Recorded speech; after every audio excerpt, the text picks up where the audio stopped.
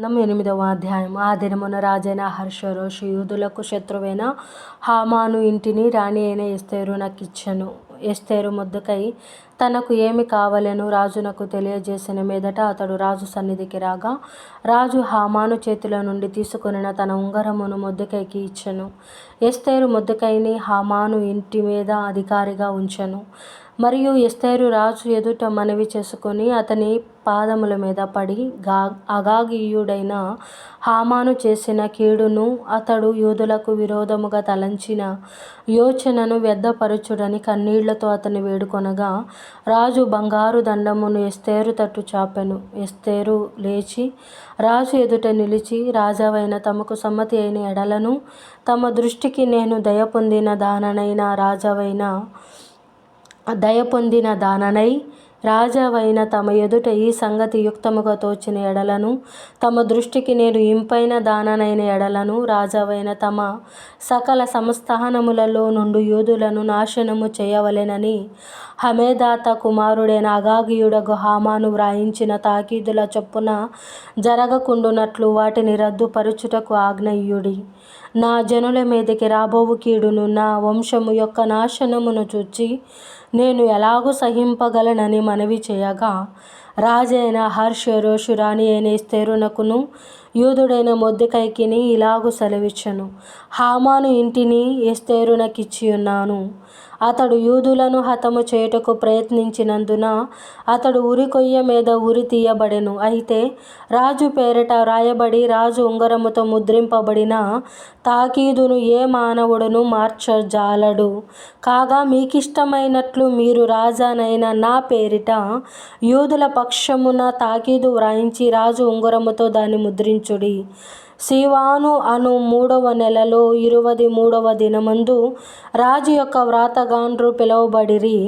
Mordecai ఆజ్ఞాపించిన ప్రకారమంతయు యూదులకును హిందూ దేశము మొదలుకొని కూషు దేశము వరకును వ్యాపించియున్న 127 సంస్థానములలోనున్న అధిపతులకును అధికారులకును ఆయా సంస్థానములకును దాని దాని వ్రాతను బట్టియు దాని దాని భాషను బట్టియు తాకీదులు వ్రాయబడెను.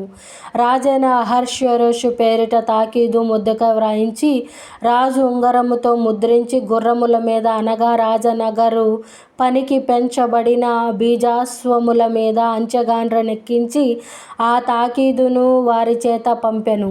రాజైన అహష్వేరోషు యొక్క సంస్థానములన్నిటిలో ఒక్క దినమందే అనగా ఆదారు అను 12వ నెల 13వ దినమందే ప్రతి పట్టణమునందుండు యూదులు కూడుకొని తమ ప్రాణములు కాపాడుకొనుటకు ఆయా ప్రదేశములలో నుండి తమకు విరోధులగు జనుల సైనికులందరినీ శిశువులను స్త్రీలను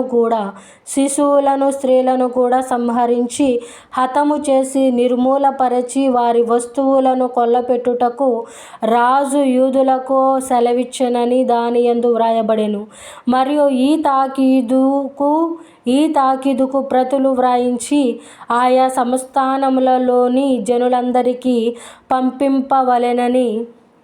పంపించవలెననియు యూదులు తమ శత్రువుల మీద పగ తీర్చుకొనుటకు ఒకానొక దినమందు సిద్ధముగా ఉండవలెననియు ఆజ్ఞ ఇయ్యబడెను. రాజు నగరు పనికి పెంచబడిన బీజాశ్వముల మీద నెక్కిన అంచెగాండ్రు రాజు మాట వలన ప్రేరేపింపబడి అతి వేగముగా బయలుదేరిరి. ఆ తాకీదు షూషాను కోటలో ఇయ్యబడెను. అప్పుడు మొర్దెకై ఊదా వర్ణమును తెలుపు వర్ణమును గల వస్త్రమును బంగారపు పెద్ద కిరీటమును అవిసె నారతో చేయబడిన ధూమ్ర వర్ణము గల వస్త్రములను ధరించుకొనిన వాడై రాజు సముఖము నుండి బయలుదేరెను. అందు నిమిత్తము షూషాను పట్టణము ఆనందించి సంతోషమొందెను. మరియు యూదులకు క్షేమమును ఆనందమును సంతృష్టియు ఘనతయు కలిగెను.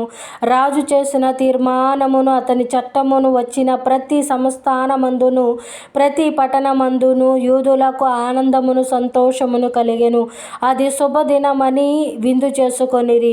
మరి దేశ జనులలో యూదుల ఎడల భయము కలిగెను కనుక అనేకులు యూదుల మతము అవలంబించిరి.